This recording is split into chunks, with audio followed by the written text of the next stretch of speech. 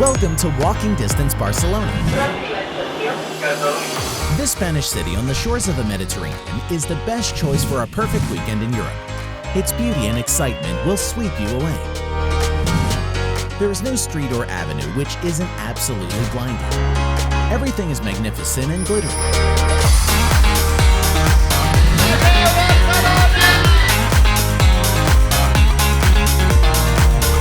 The food, the fashion, and the culture. This is a city which combines hundreds of years of history with huge events and parties, making it the perfect destination. So come with us on a dizzying tour of Barcelona. Want to know where we took the picture of the view you're seeing now? Stick with us to the end of this guide and we'll reveal the secret. Back to Barcelona. Our tour will divide up into 3 days and will arrange the whole thing mainly around the famous Plaza de Catalunya.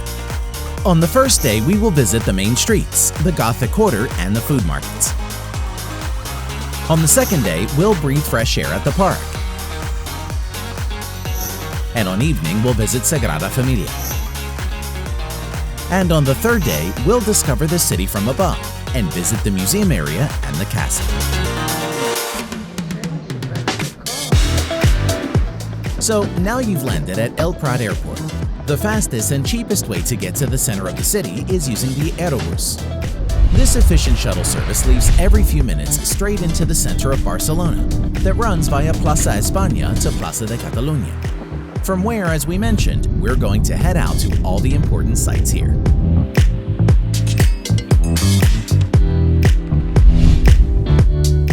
In 1902, Plaza de Catalunya, or Catalonia Square, was first opened to the residents of Barcelona. This is the central square of the city, and it always attracts lots of tourists and locals.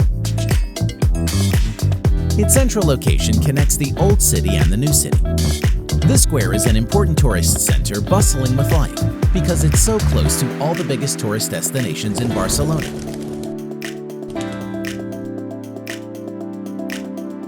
Like the famous La Rambla Avenue, the Gothic Quarter, La Boqueria Market, Paseo de Gracia, and more. Plus, all around this impressive square, you'll find lots of stores from leading fashion labels, cafes, and restaurants. In the evening, this square draws in new visitors when the lighted fountains are illuminated and brighten the entire region with a whole rainbow of colors. And if you happen to be in the square around the holidays, you can also enjoy parades and shows.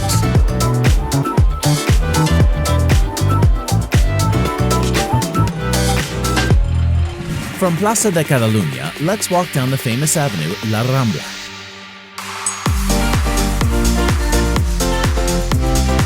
There's no tourist in Barcelona who doesn't find themselves on this lively boulevard a few times each day. This avenue stretches a little over 1 kilometer, about 0.6 of a mile, and is packed with cafes sitting right on the street itself, and restaurants and stores on both sides. As a central street, it attracts many tourists who don't want to miss the souvenir stands and flower stalls, and of course, the street performances. From La Rambla, you can get to two of Barcelona's central sites, La Boqueria Market on one side of the street and the Gothic Quarter on the other.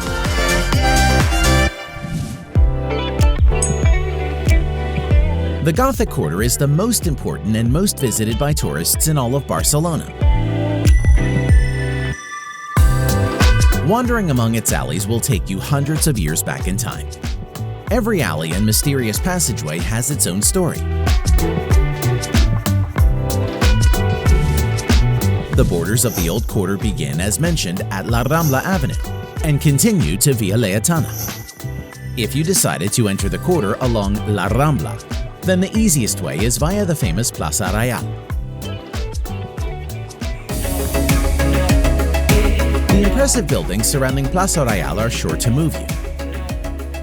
In the square, you'll find cafes, restaurants, and at nighttime, it's well known for its clubs. But that's not all that's dark and mysterious about the Gothic Quarter. Unique shops and boutiques are located throughout its streets and alleyways. Here you'll find unique boutiques selling chocolate, one-of-a-kind medieval-themed souvenirs, and traditional sweets.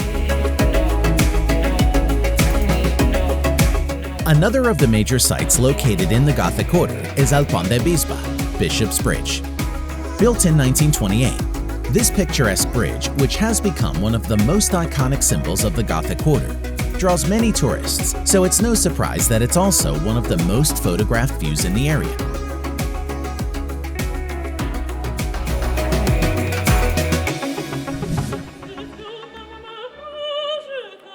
Not far from Bishop's Bridge, walking less than a minute according to Google Maps, you'll see the most romantic courtyard this quarter has to offer. We're talking about La Casa de l'Ardiaca, the House of Archdeacon. This gentle magical courtyard is the perfect place for a street singer to entertain you with selections from the opera Carmen. Because if you were to build the perfect set for the story of this famous opera, without a doubt, this inner courtyard is the perfect spot for inspiration. Immediately behind the courtyard proudly stands the Cathedral of Barcelona. In this cathedral rests none other than the Archbishop of Barcelona. This enchanting cathedral is located in Plaza de Gracia, a lovely square which welcomes many groups of tourists. In the center of the square, you can enjoy various street performances and even a sweet little vintage market. You can actually spend an entire day in the Gothic Quarter, getting lost among its streets and alleys. We at Walking Distance think that it's even worth venturing beyond the borders of the quarter, so you can discover other sites slightly further afield. Right next to the quarter in the Alborn neighborhood, you'll find the Palau de la Música Catalana, a Catalan concert hall. This is a breathtaking structure, one of the most impressive and glittering Barcelona and in fact the world has to offer. This concert hall was built between 1905 and 1908. The entrance and stairway leading into the hall itself set a completely unique mood, where we can feel just for a moment as if we're aristocrats from another era. The amazing central hall is rich in color and decorations on the walls and pillars. The beauty and grandeur surrounding every corner of the hall are sure to move you, like the elaborately decorated glass ceiling which lets in light. Our second site here in the Alborn neighborhood is Basilica de Santa Maria del Mar. This Catholic church dedicated to Mary was built between the years 1329 and 1383. Its Gothic building style is characterized by clean lines and a unique aesthetic. The many surrounding stained glass windows let in natural sunlight and illuminate the entire massive interior space. Take a few moments and sit down on one of the benches. Look all around and soak in the view of these artistic creations, the elaborate architecture, and the power of the space. We're now heading back toward La Rambla, and from here we can enter Barcelona's most talked about, most photographed, most colorful site of all, La Boqueria Market. Visiting La Boqueria Market is the perfect stop after our visit to the Gothic Quarter. Its bold colors and scents, ranging from sweet, strange, and curious, surround us here in the market's lanes. The bustling entrance to the market attracts lots of tourists to enter the space. But not just tourists. There are lots of locals coming here as well every single day to buy fresh, delicious food. The atmosphere of the market is lively and joyful, just like its vendors. Beyond fruits and vegetables, you can also find fresh fish and seafood direct from the Mediterranean Sea next door. A huge variety of cheeses and different kinds of meats. It's all fresh, and all the merchandise gets sold out every single day. Between all the market stalls, you'll also find small restaurants that prepare your food right on site as you watch. So, this is also your chance to take an afternoon break and have a rest. Heading back to La Rambla, if we keep on heading down, the avenue will lead us to the sea, the port, and to Mirador de Colón, statue of Christopher Columbus pointing towards the New World. This statue is one of the most iconic symbols of Barcelona. It stands 60 meters tall, almost 200 feet, and has been here since 1988. The end of this avenue is also the entrance to Rambla de Mar, Barcelona's impressive marina. But it's more than that. This avenue above the bay leads to one of the most important sites here for us as tourists, the Maramagnum Shopping Center. The beautiful boardwalk promenade over the water, with the marina spread out on both sides, leads to the local shopping center. But just before we get there is a chance to stop and rest on one of the benches looking out over the Mediterranean, which is also the perfect atmosphere to end our first day here in Barcelona.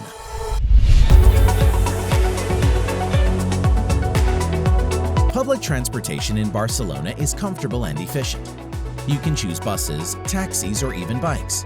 But the friendly metro system will get you anywhere you want to go quickly and easily. We'll dedicate our second day in Barcelona to the sites that are very different from one another.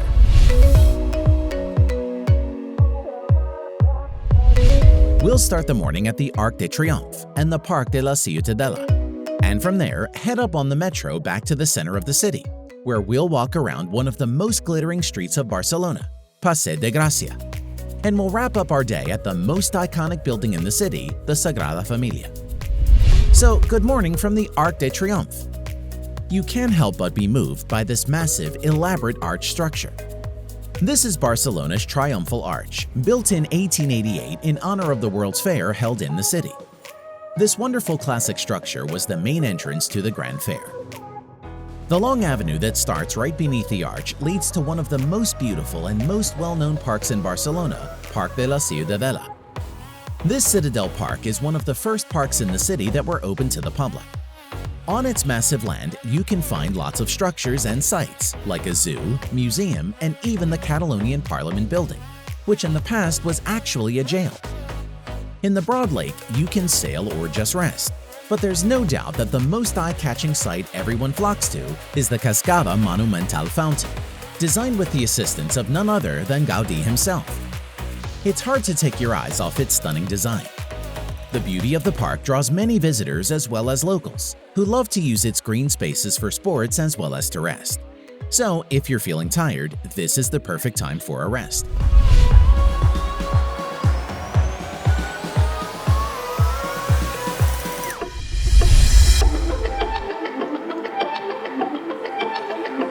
We'll spend the next part of our day exploring one of the most exclusive glittering streets Barcelona has to offer, Paseo de Gracia.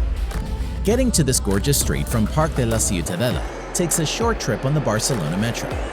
If you want to visit this street another day, you can get there from, among other points, via Plaza de Catalunya. There's no doubt that this street is completely interwoven with style and chic like you've never seen before. The exclusive shops decorating this shining street, like Gucci, Prada, and Cartier, are just a few of the more intoxicating brands here, which include the greatest fashion designers from around the world. But the street isn't just lined with exclusive brands. You'll also find chains like Zara, H&M, and lots more. If you look up, you can take in the unique beauty of the surrounding buildings, the height of architecture and grandeur that adorns the street. One of the most iconic buildings of Barcelona is found right on this street. We're talking, of course, about Casa Batlló, just 8 minutes walk from Plaza de Catalunya along Paseo de Gracia, and you'll find yourself at one of the city's most highly recommended sites. This unique and colorful building was built in 1875 as a residential home, but in 1904 it was redesigned by Gaudí. The house is partially covered with ceramic tiles in various colors, a mosaic of smaller tiles, all of which turn this unique house into a unique gem. Right next to Casa Batlló stands another wonderful building, Casa Amayé, built in 1898 for the chocolatier Antoni Amatier. Let's keep going to the last site we'll visit on Paseo de Gracia. Another 4 minutes walk from the majestic hotel, according to Google Maps, takes us to Casa Mila. As you guessed it, this house too was designed by the architect who gave Barcelona much of its unique character, Gaudí. What makes this building so special is that it has no straight lines and its rounded balconies are reminiscent of the sand and the sea. It has been a long day, but just before you go to sleep, there's one site you must visit by night and by day, the Sagrada Familia. The easiest way to get there is by metro to Sagrada Familia station. The meaning of the name Sagrada Familia is Holy Family, and this iconic structure too was designed by the Catalan architect Antoni Gaudí. In 1883, work began on this creation, and believe it or not, to this day it continues. The cranes surrounding the church long ago became an inseparable part of it. It's hard to gaze at the vast number of details and decorations, the turrets and walls of the church, and not be moved. Without a doubt, this is a massive project that's really important to visit. And here, at this point on the most gorgeous site in the city, we'll wrap up our second day of exploration.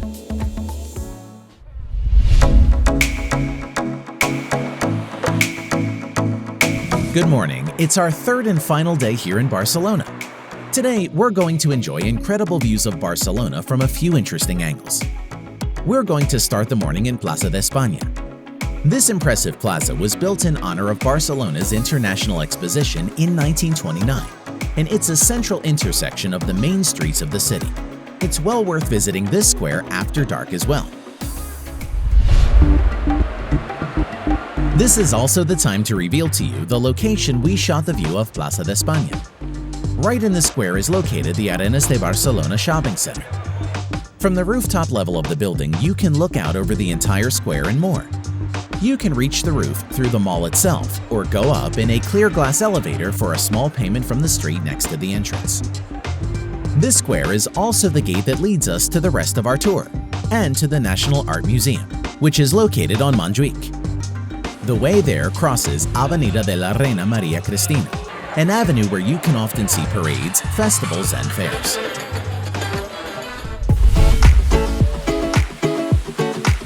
But just before we go up to the museum, let's stop at the Magic Fountain of Montjuïc. Its size and beauty are impressive during the day, but the true magic takes place after nightfall. Every day, this magical fountain offers a show of color, music, and water acrobatics. Please check on days and hours of showtimes before visiting the fountain. We're continuing on now, so be prepared to be impressed. Going up to the museum area is very simple thanks to the escalator that starts down at the avenue itself. The National Art Museum was built in honor of the International Exposition in 1929. If you've ever visited Rome, then you'll probably notice the similarity between the dome on top of this structure and the dome that tops the Vatican building there. Even if you don't enter the museum space itself to soak in the art you'll see there, it's worth it just to go up thanks to the fascinating views of Barcelona looking out from the rooftop terrace. And it's all free.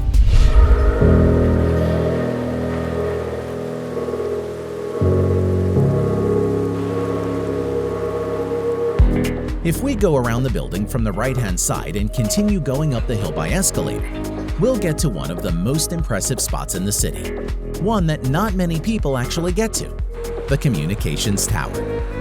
This immense structure is actually an antenna that was built for the Summer Olympic Games held in Barcelona in 1992. This is what allowed broadcasting to various events all over the world.